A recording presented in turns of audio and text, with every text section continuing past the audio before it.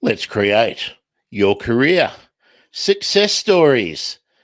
Every week, we bring something to the table for anyone who's in the job search market or looking to move sideways or upwards or completely into a new field in their employment or professional endeavors.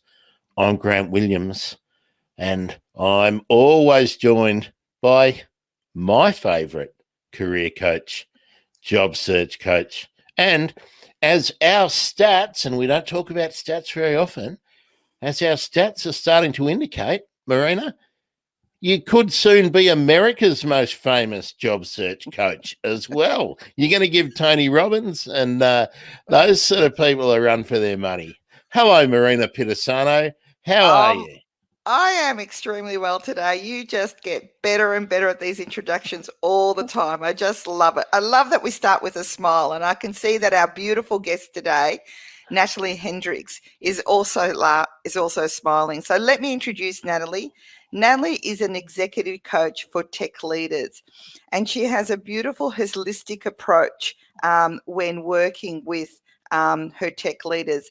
It consists of well-being, mindset, leadership, and spirituality. So we're going to really enjoy speaking to Natalie today. And today's focus is all about mindfulness. So Natalie, welcome to my podcast. It's lovely to have you here. My absolute pleasure, Marina and Grant. Thanks for the invitation.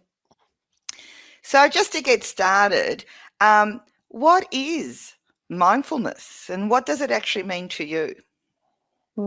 Thanks, Marina. I love the question. Of course, we would start with that one, right? And We hope what I so. like, and I like to talk about before we try to define, what mindfulness is, because it became so mainstream the last 5 years. I like to talk about what mindfulness is not, because there is a huge misconception, unfortunately, out there. So mindfulness is not about having a blank mind, free of thoughts. That's not the case. It's not about sitting at the top of the mountain, in India somewhere, and it's not about switching off our brains. So mindfulness, I really like to define mindfulness as a practice of cultivating a clear, calm, and focused mind. Okay. So the three elements of mindfulness. As you know, Marina, I've been working that space for a long time, over a decade, really. And I still consider myself a learner, a student of mindfulness. But the three components that I see that I like to break down the concept of mindfulness are presence, so the ability to be here and now. The second element is focus, so ability to have our full attention to whatever we are doing. If the focus is on our breath, or the focus is on the person we are speaking with, or on the task we are performing. And the third element, the last one, is awareness. So having full awareness of what's happening within us, so our emotions and our thoughts, as well as awareness of what's happening around us. So that's how I like to define mindfulness. So presence, focus, and awareness. That's a really lovely breakdown of what mindfulness is. And I'm glad that you talked about what it's not, because I do think in many ways people doesn't really understand it, and they think it's about being absent or not being focused. So when you think about mindfulness, and when we put it into those categories of presence, focus, and awareness, what are simple strategies? I mean, I know my mind can be very scattered. I know that a lot of times, sometimes I'm not even present. So what are some really core tips or strategies that can help people become more focused, more present, and more aware? Sure. Yeah, and you are not alone, Marina. My Don't look at scattered me. mind. Welcome to My the mind is always scattered. welcome to the club. Actually, according to research, in average, most of us who have untrained minds, we're distracted 47% of the time. So that's according to a study a few years ago. So 47% of the time, people, if you are a leader, people in your teams, they are not focused. If you are, in the job search process, you are not focused 47% of the time. Even during the interview, we are not present 100% of the time. And I think we'll look into the benefits of mindfulness for job seekers soon, I guess. But in terms of strategies, so mindfulness is really, you can define also as a mental hygiene practice. So in terms of strategies, Marina, I would say absolutely number one is to understand where you are at with your mindfulness level, if you like. So there are many assessments out there. One that I usually recommend to my clients is a very short and easy quiz from HBR, the Harvard Business Review. It's available online. It's free. It takes you 5 minutes. And once you take the quiz, you can see what are the areas for improvement. They give you a short report. So I would say number one is really to understand where you are at, because you said already, my mind is scattered, but maybe it's not that bad, So number one, understand where you are at. And of course, I would recommend to practice, every day for 5 minutes daily, if you can, what I call the formal practice. So I like to define and give you a little bit of a long answer, if I may, Marina. So in terms of in terms of strategies, I would say number one, understanding where you are at. And then we have the formal practice, which is sitting down, listening to our app for 5 to 10 minutes a day. That would be amazing if you can do that. And then the informal practice is what we do on the go. So that's what I call mindfulness in action or mindfulness on demand. So things like, be more aware of how often do you multitask, how distracted are you with your devices? Do you have notifications on your phone?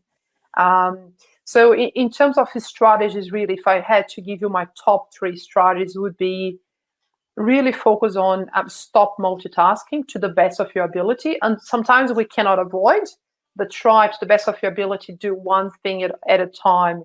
Multitasking, again, according to research, has a very detrimental impact to our focus and our effectiveness. And this is, it's proven, and we have plenty of evidence out there. Number 2, cut down your distractions, so switch off notifications on your phone, those that you can switch off, and try for perhaps 1 week to have dedicated time to, check emails and do those tasks that that consume a lot of time, and they are low value, they are low priority, but consume a lot of time and energy. And another strategy that is very useful as well is to allocate time, what I call the focus hours. So most of us, we're more productive in the morning, not early morning, but before lunch. Typically, our minds are more clear if you had a good sleep. So usually we have more power in our minds. So have focus hours in the morning to tackle those tasks that are really energy consuming. That's another good strategy as well, to put mindfulness in action. Natalie, can I take the conversation sideways for a minute? Please do. Marina mentioned in her introduction that you specialize with leaders in tech. I'd like to know when is somebody a leader in the tech industry? When is a person a leader? Is that the question? Yes. Is it when their job title says they're a leader, or like Wonderful. I know lots of people who I consider to be leaders, but I usually know where you're going, Grant. But they're not designated formally as leaders. So what I'd like to know from you, as someone working with a large number of professionals in one industry, what are the hallmarks of a leader, and when can someone put leader on their LinkedIn profile? Good question. Well, okay, I'll answer the question, but before, if I can comment, I absolutely agree, Grant. But I would say that I always say that leadership starts with the self. So the first person that you need to lead, guess who is it? Yourself, right? So leading yourself is paramount. You cannot be a leader. You can have the title, of a leader, but you cannot really be an authentic, effective leader if you don't lead yourself well. That's not going to be sustainable. Sooner or later, that will be probably go pear-shaped. That's my belief, at least. That's how I see things. So I agreed, and nowadays, more and more people, even people who don't have the title, they have these informal recognition sometimes by their peers, their teams, even their leaders.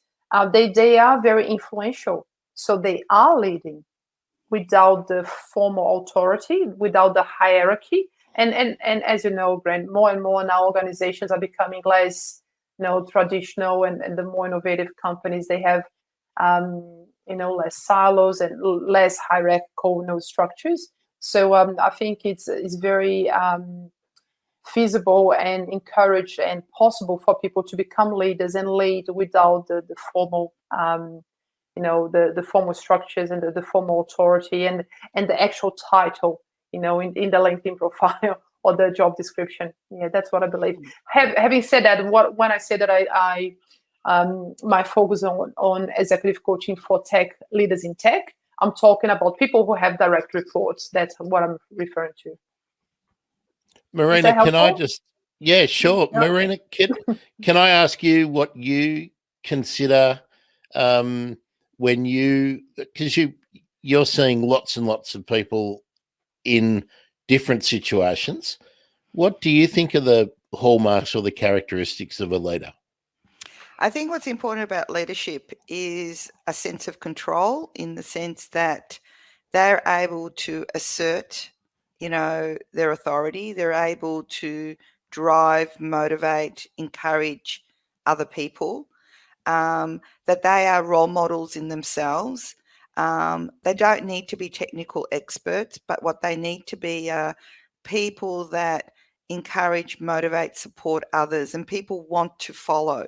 The important aspect of a leader is being able to have fellowship, people that are willing to follow them, people that can see in them that they will be their trusted allies. They're going to be, they're collaborative.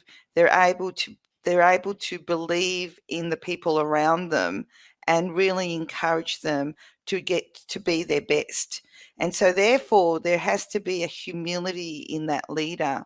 When you look at, Simon Sinek, right? He is a leader. He's influential. He influences people. He is a leader of his own business, but he's a leader in the community. And that's because he has an authority. He has a statesmanship, but he absolutely cares about what he's delivering in his messages, what he wants people to learn, and also what he wants them to follow. So, it's some work that I did many years ago when I did my graduate diploma of innovation and management. We studied a lot around the importance of leaders having fellowship. And so a leader is really critical in being able to drive others, support others, and build that trust with others to bring the best out in them. And I think that's what Natalie does for tech leaders, is that through using the strategies of mindfulness and getting them more focused and getting them to become more part of themselves, they're able to then lead and encourage and motivate others a lot more, because you have to have a really strong sense of yourself and who you are and what you value and what you believe in and what you're passionate about. Because unless you have that strong sense of self, you're not really going to drive the best out in others. Now, there are people, and I've worked with people that are extremely technical experts. They're very strong at what they do, but they don't know how to communicate. They don't know how to collaborate. They don't know how to really drive that outcome for others. And that's the linchpin with leadership. What makes you a good leader versus what makes you a poor leader is really how you make me feel as your employee or someone that's following you. And that's the key to leadership. That's in my opinion. So true. Natalie, positivity or positive mindset is a big part of the way you do things. can you be a successful leader and have a negative mindset? Wow. Okay. I will, if I may answer that question, because I really love to comment what Marina just said before. So I'm actually taking notes here. Positive thinking and be a successful leader. With a negative mindset. With a negative mindset. If you are negative, can you lead effectively? Okay. Can I answer that in a sec, Grant? And I want to comment what Marina was saying before, because I agree 100%, Marina. And I think you mentioned trust. You mentioned, in other words, I guess, ability of effective leaders to be vulnerable. I think it's a big component as well. And I'm actually coaching one client now that they are going through a very crucial moment, a large restructuring large organization. And it's coming to the surface how important it is to build that trust beforehand. So as they say, you don't introduce yourself to your neighbor when your house is on fire, right? You introduce yourself to your neighbors beforehand. So building that trust before you have crucial moments in your leadership story, because then your followers really have that good relationship, the trust. And it's much easier to go through turbulent times in organizations. So negative mindset and successful leadership. Grant, short answer is no. I haven't come across someone who they can lead, they can be up there for a while, but again, I don't think in the long run that is sustainable. I don't think so. Or they will, and as they do, again, not for long, but they will build definitely a very toxic culture, and people don't want to hang around. And another characteristic, I think, of successful and mindful leaders, if you like, it's this ability to attract and retain key talent. And in tech, this is so crucial because there's a real war for talent out there in technology right now. So, yeah. So moving on to negative mindset, what then is positive psychology? We hear a lot about positive psychology. So what is positive psychology? Because we've talked about mindfulness and what's crucial around mindfulness, but there's also, there's happenstance, which is another modality, and positive psychology. So what would you say about positive psychology? Sure. And if I may, Marina, I'd like to start with what positive psychology is not. Can I? This is your podcast. You can take us wherever you like. Remember that. All right. So it's positive psychology is not self-help, is not positive thinking, and is not a new age philosophy. So that's just for us to get that out of clear. So positive psychology is actually a science. So there has been around for about 20, 30 years, plenty of research. University of Pennsylvania, it's in US, is really the lead in that space. And I like to define positive psychology as the scientific study of what make life worth living. So it's really about make life more fulfilling. So that's what it is. So it complements the traditional psychology that we know. So traditional psychology, the focus was really on, fixing things that are broken or repairing, damage, or focusing on pathology and what's wrong. While positive psychology, which is complementary to traditional psychology, positive psychology is about building qualities that makes life more fulfilling and worth living.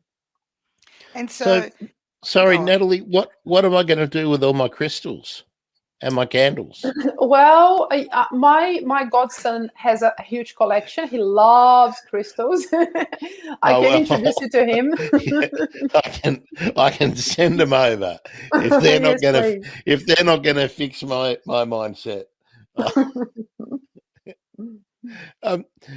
Natalie, I wonder, has the sort of shape of leadership had to change in the last year? Because you mentioned that organizations have sort of changing, and I took that to mean that there's that less direct line of control, and that perhaps there was more flattening or more sort of groups on one line. It's very hard to talk about organizational structure at the moment, but has this working from home, less physical contact, had an effect on the shape of leadership now? Yes, I think so, Grant. And maybe I would say that the change has happened, even a few years before. I guess with Generation Y, as they don't buy into the command and control leadership style. So that's one. So there has been a major shift thanks to Generation Y, I would say millennials. And then, of course, 2020, things went to the next level, I guess, in terms of how companies operate. I've been listening lots of I recently established a strategic partnership with CIO Net, and a little plug-in. We have a conference on Wednesday week specific for mindful digital leaders. So I'm listening to a lot of podcasts with CIOs, and what I'm seeing coming through with the stories of different CIOs in different companies, how they dealt with the pandemic, is that they making themselves much more available. So people who before would have to book some time, show up in the office, introduce themselves, or try to get the time. Now they see them available online, and they say hello, and they have a chat. So leaders are having to make themselves more available, and actually some people actually straightening the relationships, because of the fact that we're not physically connected. So I don't know. I think I probably went sidetracked, didn't I? But did I answer your question? Fine. Yeah. No. But taking you back to positive psychology and mindfulness, and I know that leaders need this. So it's great that we know the theories of what is and what is not positive psychology, what is and what is not mindfulness. When you apply the information to a leadership role, to a job seeker role, what are some of the things that can be applied that people can pick up and use practically every day? So what would be your recommendations around that? Sure. Yeah, I'll love to talk about, maybe there are 5. So and another way, and I'll please bring me back if I don't come back, okay, Marina? Another way to talk about positive psychology, one of the best frameworks that I really like, positive psychology, is what Dr. Martin Seligman calls, who is the godfather of positive psychology. He calls the PERMA model.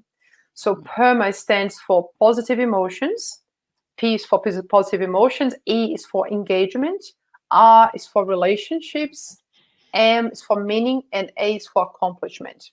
So that's a structure that probably starts to give you a hint on how positive psychology actually comes into reality, into action.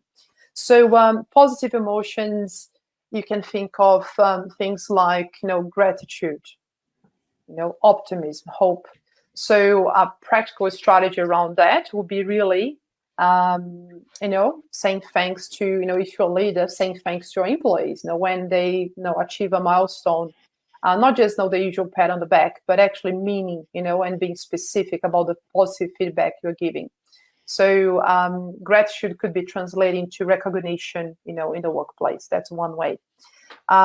Engagement, you could see as, and I'm putting like the leader's hat here because I'm looking at Grant, but I don't know if for our audience how relevant it is. But engagement, of course, building relationships, spending time and energy in having really meaningful conversations with people before you need them. So something, I guess, Marina, a bit maybe ahead of the what we're discussing here. I think something that is very important for people starting new jobs is to establish relationships with those around them even before they need. So people in their teams, people maybe in other teams. It's really good, I think, to have those trustful relationships before you need people, really. meaning it's around having clarity of, what's your purpose, what's your mission, what's important for you, because purpose and mission can be sometimes too big, but having clarity on what are your strengths, what are you good at, and let's face it, we all have gaps and areas to improve. So what are the areas that you actually are not your strengths? And an accomplishment from the PERMA model goes back to excellence. So seeking excellence, seeking to do your best, knowing that doing your best is good enough, but aiming for excellence. Well, it's interesting that you've used the PERMA methodology, because I actually spoke about this at a video interview with divorce lawyers just the other week. And so if I want to interpret PERMA for job seekers, what's interesting is when it comes to being positive. So when clients first come to me, they're quite frustrated, they're upset, they don't know what they don't know, and they're not sure what to do next. So that's where I provide the hope, or the, being grateful for what they do have, and then looking and providing hope and opportunity so they can move forward. When it comes to engagement and relationships, it's around how do we engage with others and building the right relationships that they might need for them to find those opportunities, those job opportunities. So building their connections on LinkedIn, reaching out and networking with people that they don't know, becoming uncomfortable and making relationships, or asking questions of people that will help them and guide them on their journey. And when it comes to adding meaning or finding strength, it's really understanding, what do you want to do? Like, people get into job search and they think they get stuck in trying to find a job, but you need to step away sometimes and say, well, what is it that I really want to do? What's going to satisfy me? What's going to actually, what joy am I going to get? So being able to find meaning in what the type of roles they're going for. And what's really important is that when we go through the journey of being quite frustrated and lacking confidence, being able to step back and looking in your life and looking at what you've achieved, what you've actually had success with, is really important, because all of a sudden they realize that they're not a no-hoper. They've had a lot of success. They've achieved a lot, and it gives them back their sense of self and their sense of self-esteem and self-belief. Because what happens to people that are unemployed and can't find and continuously get no, they start to question themselves, and they lose self-esteem and self-belief, because they really now think the world and the market keeps telling them no. So therefore, they interpret that no, they take it personally, and they interpret that no as an attack on who they are as people. And I have to break that cycle and say, that no, do not add any meaning to that no, besides it's just a no for that job. It's not a no to you as an individual. It's not a no to you as a person. It's just no to that job. And therefore, reframing that no helps them understand to build their self-esteem, and helps them, bring back that self-belief, and then able to go back and I give them some hope to move forward. So that is why mindfulness becomes really important, because what's important is for them to start to focus on, those moments of gratitude, focus on what they do well, live in the present, create that opportunity to really start to be aware of what they're good at. So what's your thoughts about that, and how do you think mindfulness now could help them in that situation? Marina, I am delighted to hear that you're using the PERMA model already, and because it's such a versatile model, really, and you're using it in a beautiful way. So good on you, heads off to you, kudos to you. I guess so many things that came to mind, but I was attentively listening to you making notes. So just on your last point, what came to mind is growth mindset, which is another component under the positive psychology umbrella. So it's another big area for us. And the mantra of growth mindset is not yet. So when they receive a no, in an interview or opportunity, it's having this mentality of not yet. Feedback equal failure. Not seeing failure, a no as a failure, but seeing a no as a feedback. So what can I learn? What can I improve for my next interview, for my next opportunity? So having that not yet as a mantra, of growth mindset, attitude, I think can be very helpful for job seekers. And just complimenting, you did so well, but a couple of things that came up as you went through how you use PERMA model for job seekers. As part of the positive emotions component, the hero, I don't know if you heard about the hero, is another, it's another model. It's related to psychological capital. So hero stands for hope, self-efficacy or confidence, resilience, and optimism. So you touch on all of those elements probably without knowing about that acronym, which doesn't really matter. But the resilience, I think, is a big component. So you're right. So positive emotions and having resilience, it's so important. Engagement, you touched on network, building LinkedIn, going back to their previous contacts, and meaning. I really like as well the meaning from that angle, because and my previous, even my personal experience, Marina, I transitioned to tech into what I'm doing the last 5-10 years, and it hasn't been an easy journey. So having clarity on, I'm actually getting goosebumps. Having clarity on where your heart is at, having clarity on your values, what's important for you, having clarity on what kind of company really I want to work for, what kind of culture, what kind of leader I want to work for. Because once we have a clarity on that, going back to the crystals grant, we can set the intention and go, actually, that's what I want to attract. And guess what? It does happen in influence, the jobs I will start to see, and connections and conversations, opportunities that start to come up, and accomplishment, as you beautifully said, Marina. I think reflecting on the good stories, the successes, because we all had successes, we all had good stories to tell. So mindfulness also helps with that reflection on stopping the chatter in the mind and going, okay, let's be objective here. I've done, XYZ. I do have good stories, and that can help us to build our confidence to get back onto the job seeking process, I think.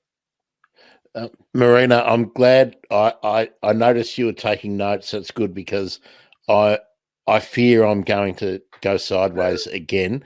Forgive me if I'm going off track. Of course, I was being facetious about crystals, Natalie, because there seems to be this pop culture idea that if you just wear a smile, everything's fine, and that's how positivity is being marketed. I'm not familiar with the models that both you and Marina are talking about. I don't work in the field, just so listeners can understand that I'm completely stupid when it comes to this. What I'm really interested in with your work, Natalie, is what techniques do you use, or what resources or methods are you able to give to your clients who need to be shifted from maybe not even a negative mindset? Maybe they've just got the nothing mindset, and you can see that they can be so much more. How do you help them get there? Short answer is, Grant, it doesn't happen overnight. It doesn't. There is no magic pill. I often say, some people, in terms of mindfulness, for example, they go like, they really get into the intellectual understanding, research, and understanding the benefits, which is great, can be really motivational. But I often say, it's fantastic to know all of that, but if you don't sit and practice, sorry, you're not going to get the benefits. So same with limiting beliefs, same with having a growth mindset, a positive outlook into life. And you're right, smiling, putting a positive thought on top of a lot of, stuff doesn't help. And people can detect that. People literally, there is something called mirror neurons, which explains why when we are next to someone, I'm sidetracking again, great. I'll promise to come back. When we are together with someone who is calm and relaxed, we feel calm and relaxed. When we are next to someone who is stressed out and restless, we feel restless as well, because it's contagious. How we feel, it's contagious. So putting a smile on top doesn't work, because people can detect how we're really feeling. So working on that foundation, on what's happening in the subconscious mind, is really what we need to do. And that doesn't happen overnight. So understanding your limiting beliefs, and working on your mindset, this is really, it takes time. Yeah. So back to your initial question, I guess, Grant. There are no quick fixes. So recommendations are, establish a mindfulness practice, have enough time for reflection, understand what are your strengths. That's huge for confidence. And I guess Marina would back me up on that. Having clarity, understanding of your strengths can be so powerful. In interviews, when you speak with authority. I also teach at Monash. I teach positive psychology for master's students at Monash as a professional development unit, and we get so much feedback, from the students, that once they have clarity on what the strengths are and the core values are, it's so much easier to come across as a confident person in an interview. Marina, so Natalie, what I'm going to ask you is probably to put something into practice now, which is this is something that I often have to work with my clients. So they are sitting outside waiting to step into their interview. They're there 10 minutes prior. They're sitting there and they are full of nerves, and they're really, their mind is going all over the place. They're very nervous. They're about to walk into, an opportunity that could change their lives. In that moment, what would you suggest they do to help them settle their nerves, become more mindful, and be able to then approach the interview in a positive manner? What would you recommend?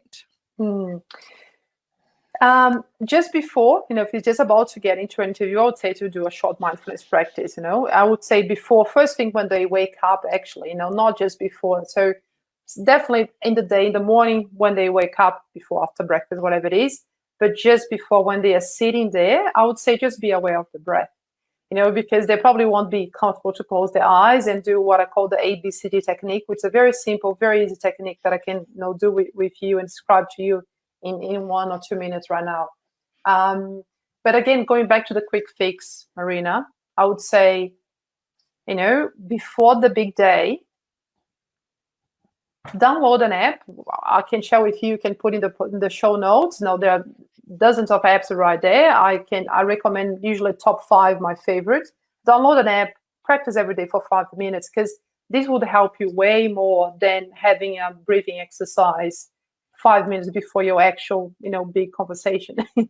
Work on the foundations, because those, that voice in your mind, if you don't address that, consistently and deeply, it will pop up, that I'm not good enough, or distraction, and not paying attention to what the interviewer is asking, because we are worried about, do I have the answer or not, and missing out.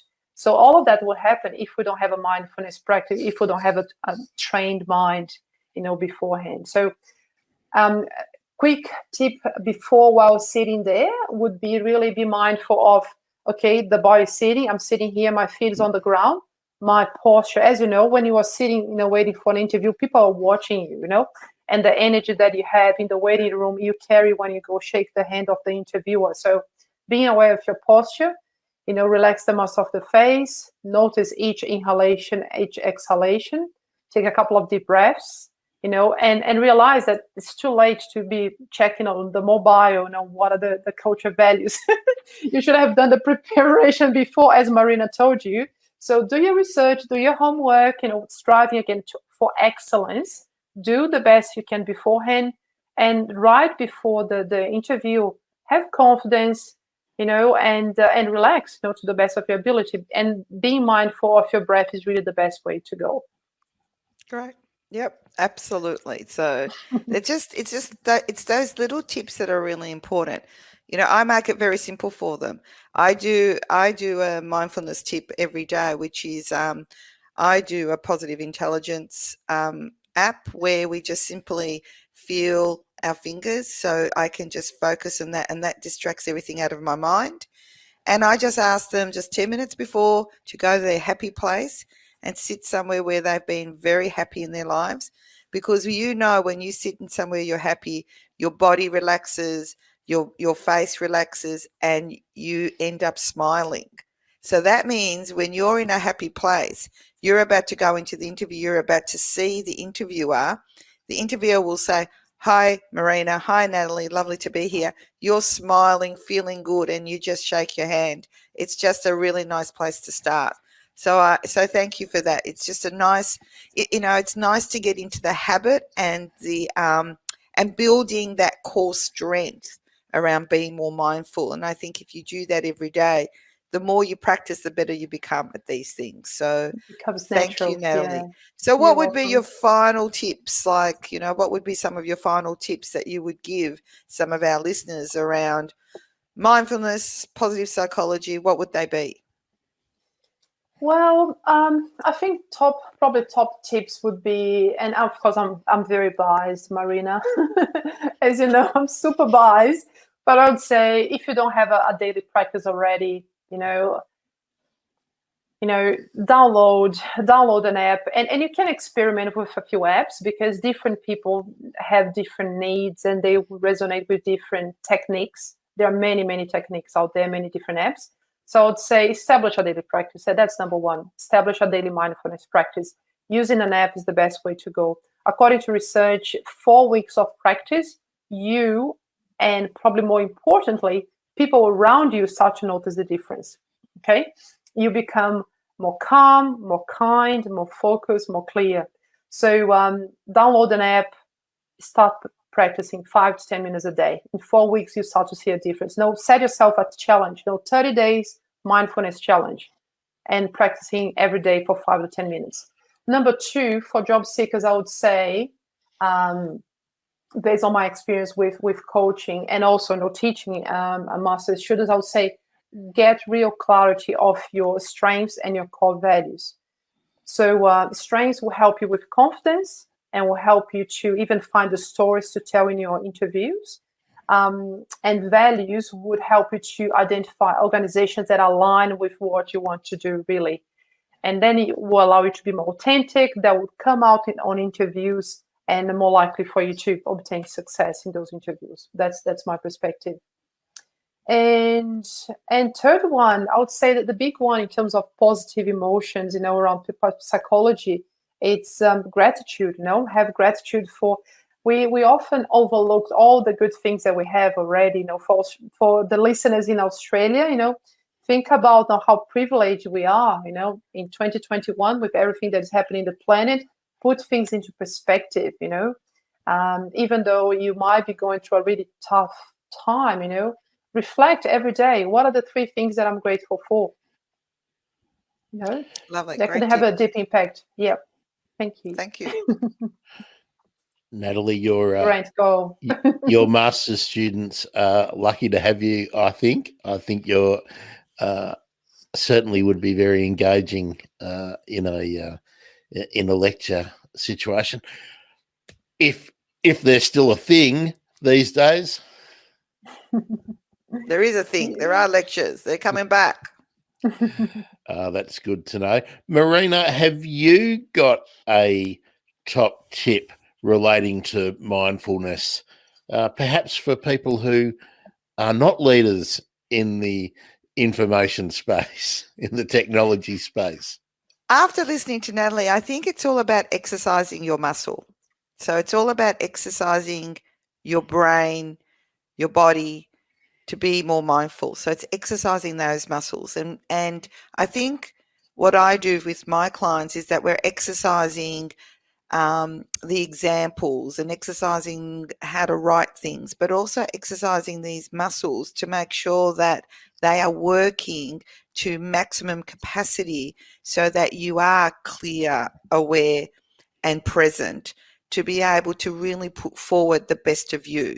So the more you can learn to exercise these muscles of becoming more mindful, using your app every day, thinking about what you're grateful for, doing your affirmations, putting up your goals, being able to sell your skills. It's about doing something every single day that's going to take you one step further to what you want to achieve. So all the tips that Natalie's provided for us today, all the opportunities that you have to really exercise those muscles and become stronger, it's all going to work out for you. When the time comes that you need it, you'll be able to exercise it because you know what to do. If you don't do it, it's like, I heard the other day, even if you do one sit-up a day, by the end of the year, you've done 365 sit-ups that you might not have done. So by doing 2 minutes of just being able to focus your mind every single day, you just don't know that when you're sitting in that interview in a couple of months' time, you've built that muscle. You're able to be focused and clear and go into that interview and provide the 100%. So do something every single day that's going to help you exercise that muscle and become stronger at what you want, and then be able to achieve it. So true. And if I have maybe a final few words, Marina, I agree. And, developing is, developing that daily habit. And I recently read Atomic Habits. You might have heard about, James Clear. That's exactly what he talks about. Start with baby steps, one push-up a day, and that's it. And then you increase that, make it easy for you to get started. And another point to consider as well, Marina, I think job seeking can be very energy consuming, right? People often joke around that it's a full-time job itself.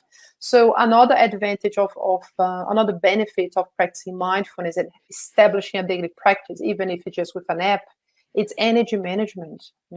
So our brain, it's about 2% of our body weight. It's a very small organ in relation to our whole body, but it consumes around 20% of oxygen and glucose. And I don't know if you heard, but according to research, we have about 70,000 thoughts a day in average. 70,000 thoughts a day. So a lot of thoughts, right? And most of them, let's face it, they are recurrent and useless.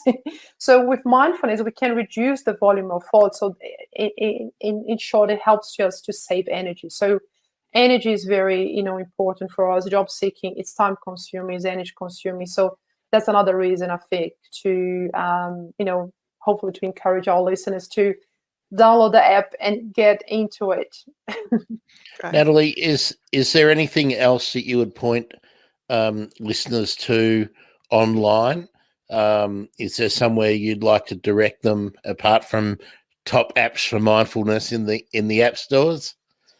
Oh, there's so many resources, Grant. I'm happy to send you a list of things and articles and apps. And there's actually a course from Monash, which is a free course, a mindfulness free course that people can sign up. From Future Learn. Courtesy of Craig Hassett. Yeah. That's probably the best place to start. And of course, that will be on Let's Create .com.au accompanying this episode. That's Let's with a Z. Marina, I was poking around Let's Create.com.au this week, and not only at the top of the page is there the 15-minute career chat that someone can have with you, but I saw 7 steps to achieve success in your job search as your latest sort of article. So certainly there's something that anyone in the job search process at the moment can draw from.